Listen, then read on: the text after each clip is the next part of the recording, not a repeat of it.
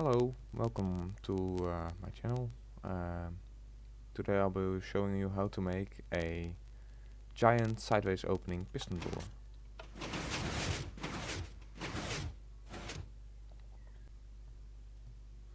In order to start building this door, we are going to need a bunch of resources.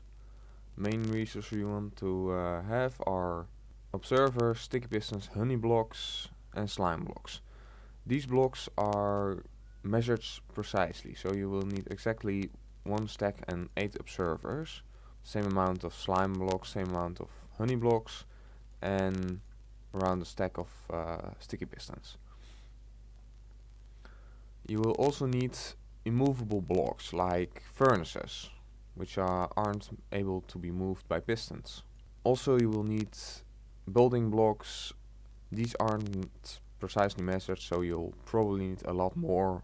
Now to start building this door, we are going to lay out the basic path towards it first. Now I quickly made a 6 wide path towards the door. Important now is to have a bunch of immovable blocks, because some sticky blocks are gonna be on the other side of this, so it cannot be grabbed, otherwise it will break the system. Over here is gonna be the door, so I'll lay out a certain pattern. This can be different with different blocks if you want it to be, but basically here's gonna be where the door stops. That means here needs to go immovable blocks as well. So the immovable blocks go here, so the slime blocks that go on top of it don't stick to it and can freely move towards the other side without grabbing blocks and pulling them away from the build. Now I'll start placing down some of the slime and honey blocks.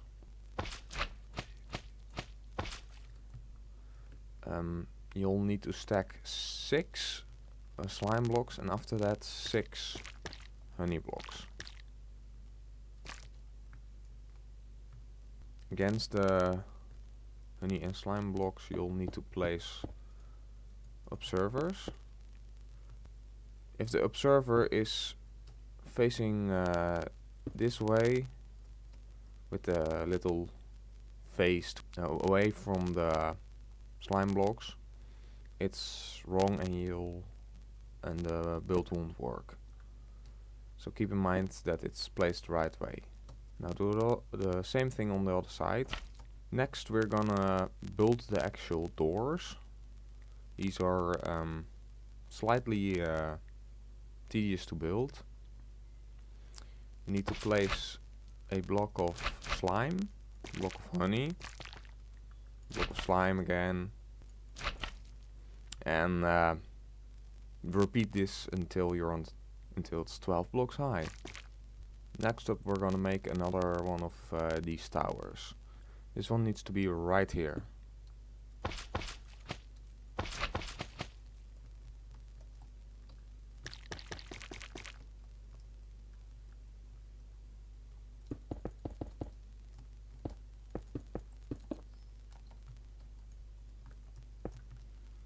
Do the same on the other side. Next up we're gonna place the main pistons that will push and pull the doors away. They need to be placed right here.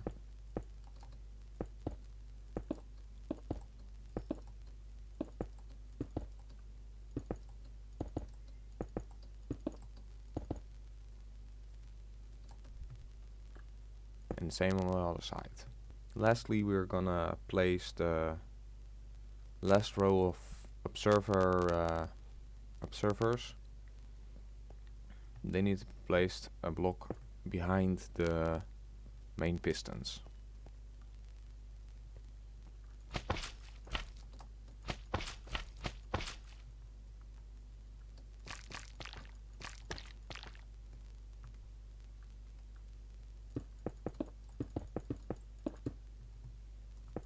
again on the other side. You should have something that looks like this now. Next up, we're gonna make the blocks around the door. This is just simply placing blocks against all of the slime and honey blocks. If you don't want to break your door on the first try, I recommend leaving these out for a little, because those will break it easily if you did the redstone wrong. But if you follow the tutorial correctly, you won't do the redstone wrong, so I'm just gonna place them in. Now we're nearly done for the main pushing components. Last piece we'll need to add is the pistons that will push the slime blocks with the observers next to them. They go right onto the bottom of the slime blocks and onto the bottom of the honey blocks, just like that. Repeat that for every side.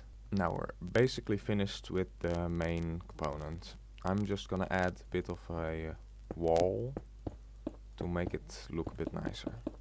Now we're gonna work on the redstone. The good thing about this build is it doesn't involve too much complicated redstone. I've made it quite an easy way. It's just a bit of timings that need to be correct. You will, for this part you will need two observers, some buttons, a bunch of redstone repeaters, glass, redstone dust, and, well, probably some tools to dig away the area underneath the main structure, because most of the redstone will be underneath the build. Also, a good thing is to still have is a bunch of building blocks.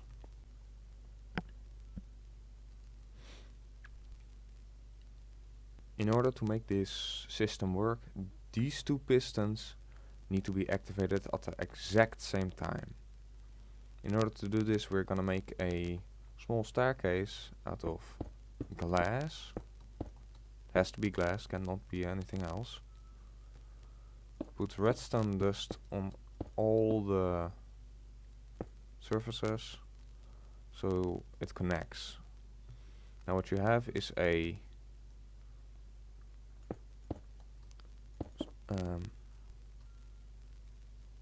little staircase that will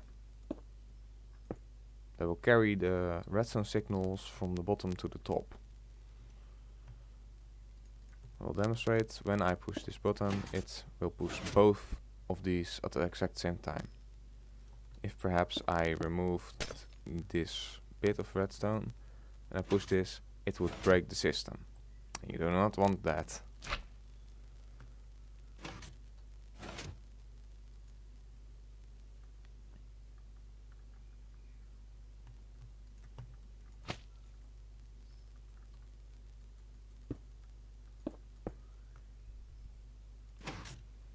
So if it works like this, you don't try it. This will be done. Will have to be done on all the piston towers, the observer towers. I mean, yes. Also, these little glass towers can be on all sides, but not against the blocks, because it will move the glass. Now we're gonna start working on the system that activates everything. You start this with placing a button on any surface you want. As long as you can access it easily, it's good. You can also place it somewhere else in like a secret little room, or hidden under something, so nobody can find the entrance. Alright, I have connected 2 buttons to a little redstone line. I'm gonna make a system that stops people from spamming the button, so otherwise the system will again break. First we'll need a repeater on either side. You don't have to change the ticks. Next we'll need a repeater on 2 ticks, I believe, with a piston and a block.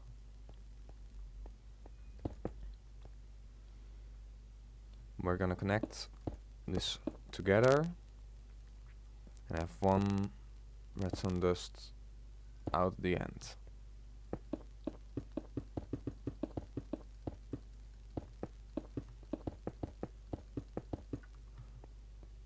Ooh, I forgot, you'll also need some comparators for this.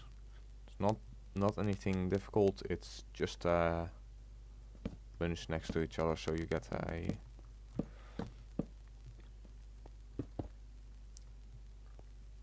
signal. I don't remember what it's called.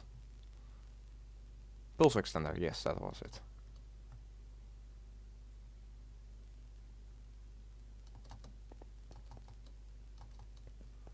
Yes.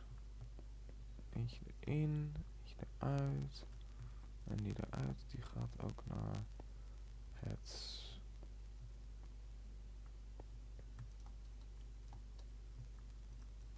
piston blok.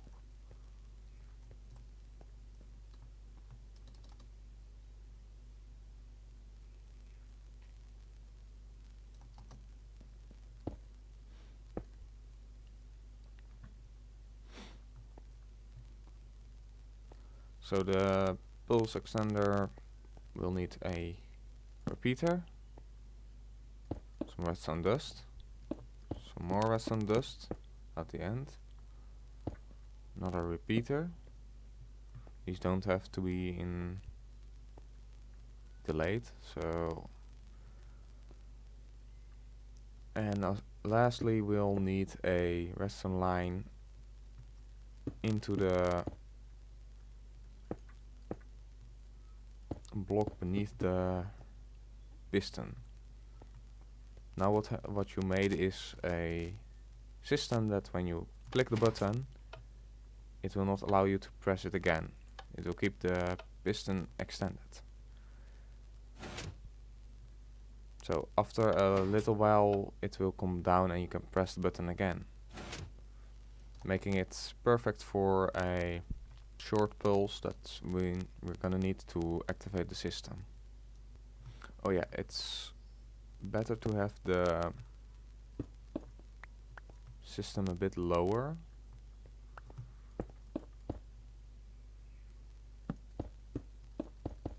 Alright, I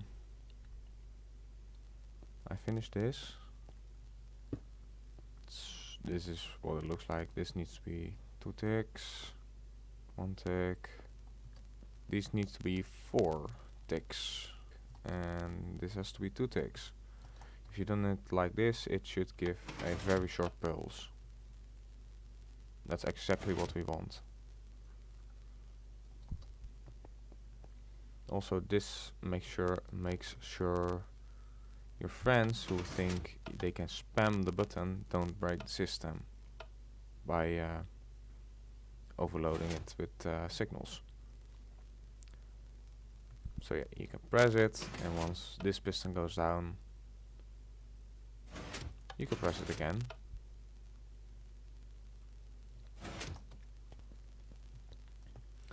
They have to run into another one that's 1 tick.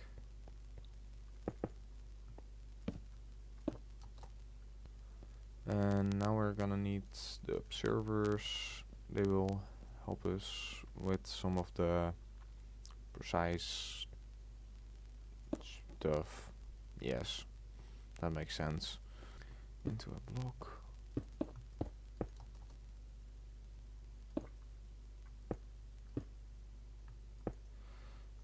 Alright, observer needs to be placed facing that direction. Redstone dust like this, and a little bit of dust outwards so we can work on that later. Now we'll need a repeater into this block on one tick. Next up, a little bit out of the back of the observer, we're gonna need some blocks. Repeater facing this way, repeater facing this one, two this way. This one needs to be 4, this one needs to be 4, and this one needs to be 3.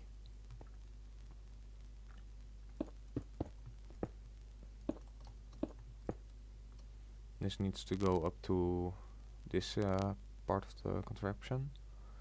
Right, this system will also need to be on the other side.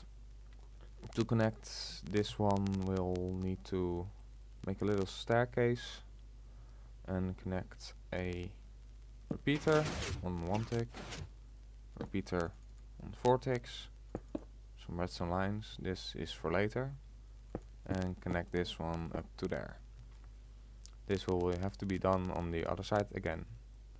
By now this should be working.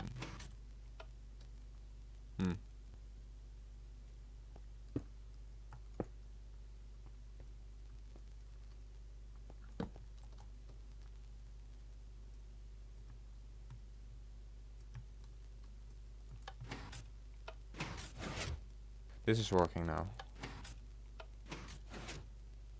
We'll push it once over. So that one is, this part is already finished. This part is finished. I removed some of the redstone so it doesn't keep on activating when I'm working. Now we're gonna make the last one move. And after that, then it's basically finished. Then it's just some decorating, covering up the redstone, and yeah. Let's see. We're gonna make this run all the way over there. First, 2 pistons. Yeah, these look like pistons to me. 2 repeaters on 4 ticks each on the other side as well. Let's first make a little stairway down so we have access to it.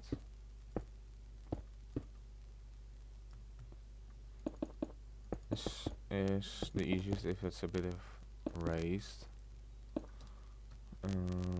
Let's see. Let's just like this.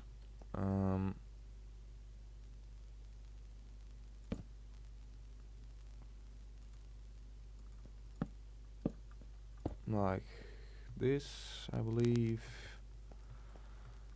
1, 2, 4, 4, 3. D, and that. Connected it back up again. This should be the system. And if it's done correctly, this should be it.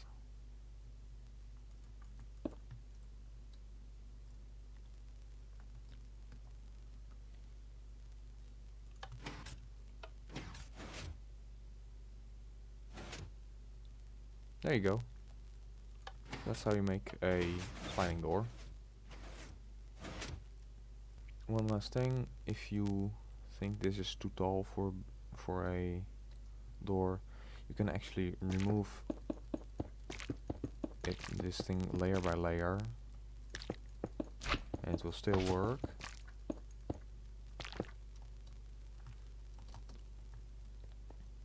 So you can have a